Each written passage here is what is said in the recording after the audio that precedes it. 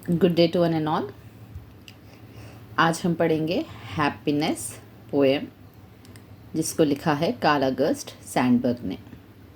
कवि का नाम कार्ल अगस्ट सैंडबर्ग और जो कविता लिखी गई है उसका नाम है हैप्पीनेस। हैप्पीनेस के मायना हो गया खुशी के, यानी इस पोएम के ज़रिए हम जानेंगे कि खुशी क्या होती है, जिसे हम हिंदी में प्रसन्नता भी कहते हैं। यानी मनुष्य कब प्रसन्न होता है और मनुष्य के जीवन में प्रसन्नता का क्या महत्व होता है और प्रसन्नता किसे कहते हैं, इस बारे में यहाँ कवि कार्ल अगस्ट सैंडबर्ग हमें बता रहे हैं। पोएम की शुरुआत करने से पहले आइए जानते हैं कि कवि ने इस कविता को किस उद्देश्य से लिखा है, यानी शायर ने इस शायरी को किस मकसद से लिखा है, इस नज़्म को किस मकसद से लिखा है कि हमें पता चले कि खुशी क्या होती है। देखिए चलिए, पहला objective, to help the learners understand the true meaning of the much talked about but the less understood emotion happiness. कई लोग इस बारे में बात करते हैं कि खुशी क्या होती है। ये एक ऐसा इमोशन है, एहसास है, जो बहुत ही ज़्यादा बात किया जाता है लेकिन बहुत कम जिसे समझा जाता है। समझना और बात करना दो अलग बातें हैं। हम जिसे ज़्यादा बात करते हैं पर समझ नहीं पाते, वही खुशी है। यहाँ पर खुशी का अपने जीवन से क्या संबंध है, अपना जीवन किस तरह हमें प्रसन्नता दे सकता है, इस विषय में कवि हमसे कह रहे हैं। ये पोएम के ज़रिए हमें पता लगेगा कि कौन सी ऐसी चीज़ है जिससे कि हमें खुशी मिल सकती है। और ये एक ऐसी पोएम है जिसमें आपको खुशी के वैल्यूज़ यानी उसकी महत्वता का पता लगेगा, उसकी इम्पोर्टेंस का पता लगेगा, उसकी अहमियत का पता लगेगा। यानी खुशी की अहमियत और किस चीज़ में हमें खुशी मिल सकती है, उस बारे में कवि बहुत ही अद्भुत तरीके से हमें बता रहे हैं। आइए पोएम शुरू करने से पहले जानते हैं कार्ल अगस्ट सैंडबर्ग के बारे में। कार्ल अगस्ट सैंडबर्ग का जन्म 1878 में हुआ और उनका मरण 1967 में हुआ है। वो एक अमेरिका के बहुत ही मशहूर कवि माने जाते थे। यहाँ पर उन्हें उनकी कविताओं के लिए उन्हें प्रशंसा देने के लिए 3 पुरस्कारों से पुरस्कृत किया गया, जो कि पुलिट्ज़र प्राइज़ेस नामी प्राइज़ से 3 बार उन्हें पुरस्कृत किया गया। ये दर्शाता है कि वो कितने अच्छे और सहज कवि थे। इनकी कविताओं और रचनाओं में से इन्हें सबसे ज़्यादा फेमस करने वाली पुस्तक रही बायोग्राफी ऑफ अब्राहम लिंकन, जिसकी वजह से ये बहुत ही ज़्यादा प्रख्यात हुए। सैंडबर्ग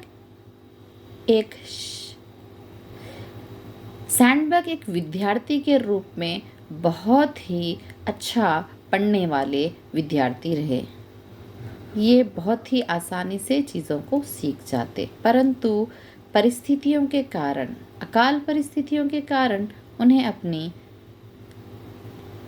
उन्हें अपना स्कूल छोड़ना पड़ा और कई छोटे छोटे काम करने की उन्हें ज़रूरत थी ताकि वो अपना और अपने परिवार वालों का पेट पाल सकें, जिसके लिए उन्होंने कई छोटे मोटे जॉब्स किए। उन जॉब्स में पेपर बॉय का जॉब रहा, फिर उन्होंने डिलीवरी मिल्क बॉय यानी जो बच्चे हमारे घर पर दूध वालों का काम करते हैं, वैसे उन्होंने एक दूध वाले के पास रहकर दूध की डिलीवरी करने वाला काम भी किया। ये हमें बताता है कि कार्ल ऑगस्ट सैंडबर्ग बचपन से ही बहुत मेहनतकश रहे, जिन्होंने कई जगहों पर मेहनत की ताकि वो अपने परिवार का ख्याल कर सकें। और उन्होंने बार्बर शॉप यानी नाई की दुकान पर भी काम किया। यही नहीं बल्कि उन्होंने कई सारी जगहों पर बर्तन धोने व दीवारों को कलर करने का भी काम किया है। ये सारे बचपन में काम करते हुए भी उन्होंने अपने आप को किताबों से दूर न रखा।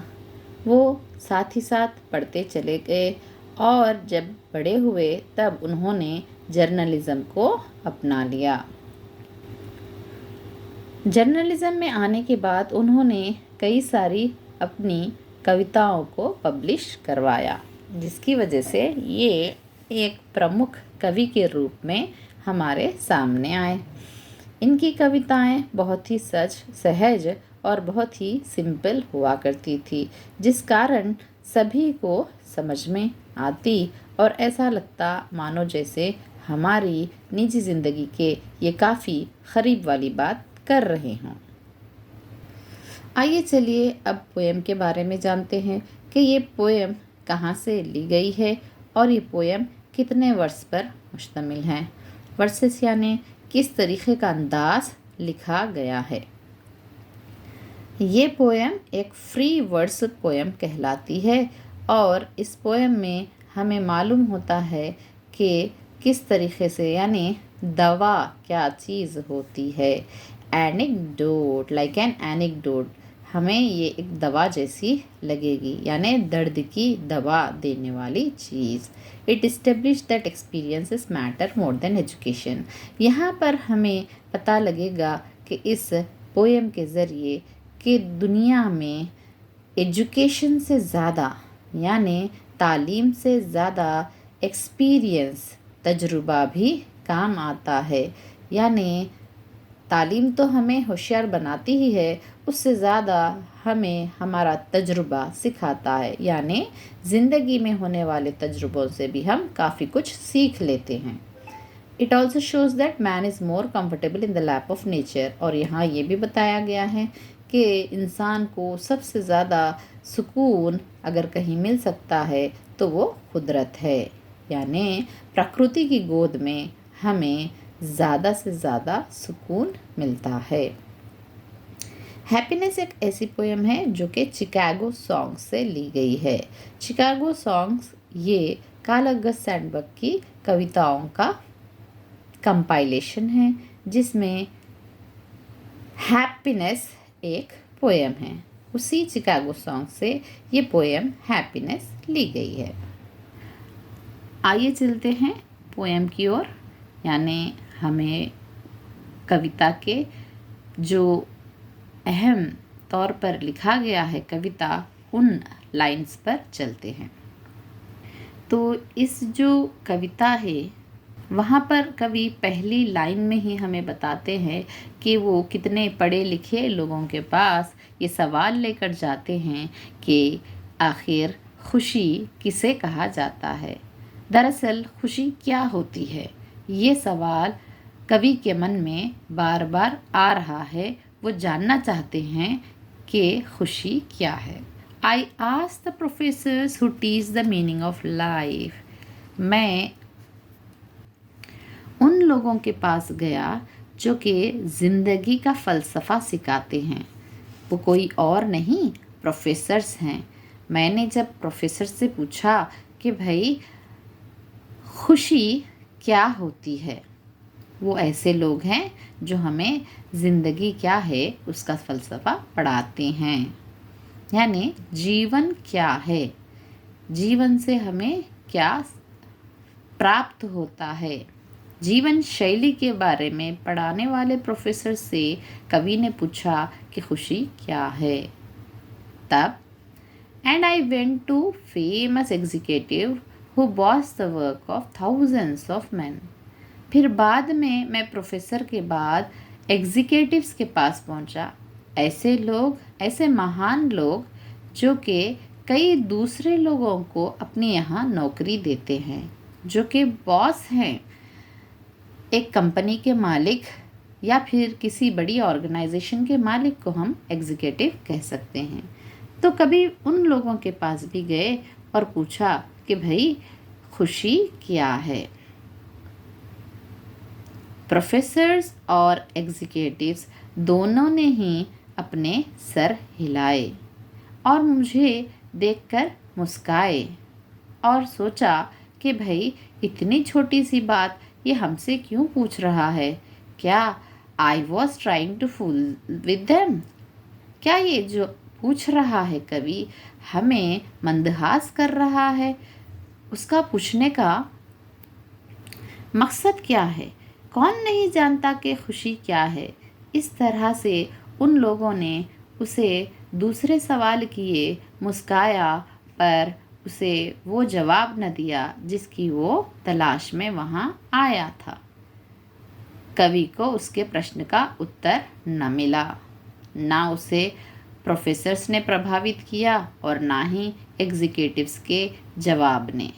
वो उस सवाल को अपने मन में लिए आगे चला गया और उसे बहुत ही दुख हुआ कि इतनी पढ़ाई पढ़ने के बाद भी, इतने लोगों को नौकरी देने के बाद भी इन दोनों को खुशी क्या है ये नहीं मालूम, और वो वहाँ से वापस हो गया। वो जो था मायूस सा जानना चाहता था कि असल में खुशी क्या है, पर उसे उसका उत्तर न मिला। एक दिन की बात है कि वो इतवार यानी इतवार के दिन वो दोपहर में डिस्प्लेन्स रिवर, जो कि यूएसए में मौजूद है, डिस्प्लेन रिवर, दरियाए डिस्प्लेन, तो वहाँ पर वो दोपहर में बस चहलकदमी के लिए निकल पड़ा। चहलकदमी यानी बिना किसी मकसद के आप अगर कहीं घूमने निकल जाओ तो उसे चहलकदमी कहते हैं। यहाँ पर इंग्लिश में उसे वैंडरिंग कहेंगे। तो वह बस घूमता घामता डिस्प्लेन रिवर यानी दरियाए डिस्प्लेन के पास पहुँचा। किनारे में देखता है कि हंगारियंस यानी कुछ ऐसे कबीले के लोग जो कि हंगारियंस कहलाते हैं, वो लोग वहाँ झाड़ के नीचे अपनी पत्नी, अपने बच्चों के साथ बहुत ही ज़्यादा खुश नज़र आ रहे हैं। इतने खुश कि वो दुनिया भूल चुके हैं, वो गा रहे हैं, नाच रहे हैं और हाथों में एक मग लिए कुछ पी रहे हैं। ये दृश्य जब उन्होंने देखा तब उन्होंने अचानक से अपने आप से कहा, हाँ, इसी को तो खुशी कहते हैं, इसी को तो प्रसन्नता कहते हैं। मनुष्य जब अपनों के साथ सब कुछ भूल कर आनंद लेता है, उसी आनंद को खुशी कहते हैं, उसी आनंद को हैप्पीनेस कहते हैं। जहाँ हम सब कुछ भूल कर अपनों के साथ कुछ वक्त गुजारें, उस वक्त में अपने आप को कंफर्ट महसूस करें और उस वक्त में एक दूसरे की खुशी के लिए काम करें, वही दरअसल असली और सही प्रसन्नता, वही सही आनंद है, वही खुशी है। इस कविता में कवि ने बहुत अच्छे से हमें ये बताया है कि खुशी वो नहीं होती जो कि हम समझते हैं कि दौलत से मिल जाएगी, कोई लग्जीरियस आराइश वाली चीज़ें होंगी उससे मिल जाएगी।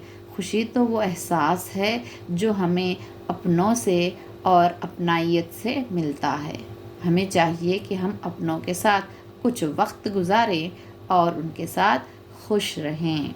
खुशी, happiness lies in present feeling. हम जो वक्त अपनों के साथ गुजारते हैं वही सच्ची खुशी होती है। इस कविता के कवि कार्ल अगस्ट सैंडबर्ग ने बहुत ही सरल अंदाज में हमें बताया है कि खुशी, आनंद यानी हैप्पीनेस वो है जो हम अपनों के साथ वक्त गुजार कर जो प्रेजेंट वक्त है उसमें जो खुशी पाते हैं वही दरअसल सच्ची खुशी होती है। खुशी दौलत में या किसी और चीज़ में, कोई आडंबर में नहीं होती। नीचे गई ग्लॉसरी में आपको बताया गया है कि प्रोफेसर किसे कहते हैं।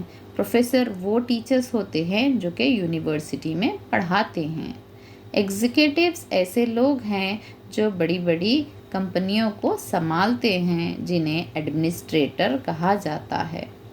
बॉस ऐसा इंसान जो दूसरों को ऑर्डर दे और दूसरों को सुपरवाइज करे, यानी बड़ा बनकर दूसरों को काम सिखाए और उनके काम के ऊपर नज़र रखे। शूक हेड, सर का हिलाना, हाँ या ना बोलने के लिए जब सर को हिलाते हैं तब उसे शूक हेड कहा जाता है। Moved head either way as to say yes और नो। वैंडर्ड, जैसा कि पहले ही मैंने आपको बताया है कि घूमना फिरना बिना किसी विषय के, हम जब बाहर निकलते हैं तब उसे वैंडरिंग कहते हैं। उर्दू में जिसे चहलकदमी कहा जाएगा।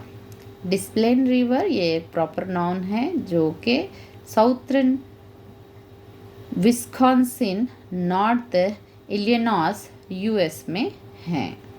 केग, एक ऐसा कंटेनर जिसमें के शरबत डालकर पिया जाता हो। Accordion, a portable box shaped musical instrument. Accordion यानी एक ऐसा बक्सा जिसमें म्यूज़िक के तमाम इंस्ट्रूमेंट रखे होते हैं। तो यहाँ पर भी हंगारियंस म्यूज़िक के साथ, अपने बच्चों के साथ, अपने घर वालों के साथ एक ऐसा लम्हा जी रहे थे जहाँ वो सारी दुनिया को भूलकर अपनों के साथ बहुत खुश थे। इसी को खुशी कहते हैं। कवि यहाँ पर आपको बताना चाहते हैं कि दुनिया में अगर आप खुश रहना चाहते हैं तो अपनों के साथ अच्छा वक्त बिताएं, उनके साथ अच्छे से रहें और खुशी का मज़ा लें। खुशियों को दौलत में ढूंढना बेवकूफ़ी होगी। अगर आपका दिल मुतमईन ना हो तो आपको खुशी मिलना नामुमकिन है। हृदय हमारा तभी आनंदमय होता है जब हम अपने परिवार सहित कुछ समय बिताते हों, अच्छी बुरी बातें एक दूसरे से शेयर करते हों, उसी को हम आनंद, खुशी या हैप्पीनेस कहेंगे। उम्मीद है आपको हिंदी में ये आपका पोएम हैप्पीनेस जो कि कार्ल अगस्ट सैंडबर्ग ने लिखा है अच्छे से समझ में आ गया होगा। एग्ज़ाम्स में आपको चाहिए कि आप अच्छे से इन दो आंसरों के लिए प्रिपेयर हो जाएं। पहला है explain the narrator's experience in finding out what happiness is. फिर दूसरा होगा बी जो कि इम्पॉर्टेंट है, seeing help one better in understanding than listening to justify the statement with reference to the poem happiness। Answer को कैसे लिखा जाए, एग्ज़ाम में इसका इम्पैक्ट कैसा होना चाहिए, आपका प्रेजेंटेशन कैसा होगा, हम नेक्स्ट वीडियो में जानेंगे। आपको अगर ये वीडियो पसंद आती है तो इसे लाइक और सब्सक्राइब ज़रूर कर लें ताकि हम आने वाले वीडियोस दूसरे पोएम्स हिंदी में भी कर पाएँ। उम्मीद है मैंने हिंदी में और उर्दू में दोनों में ही किया है ताकि सारे बच्चों को अच्छे से समझ में आए और वो अच्छे से एग्ज़ाम की तैयारी करें। All the best, do your best and be the best. Hope you understood well. Definitely we are going to meet in the next video in Hindi or in Urdu, the next poem after happiness. Have a great day.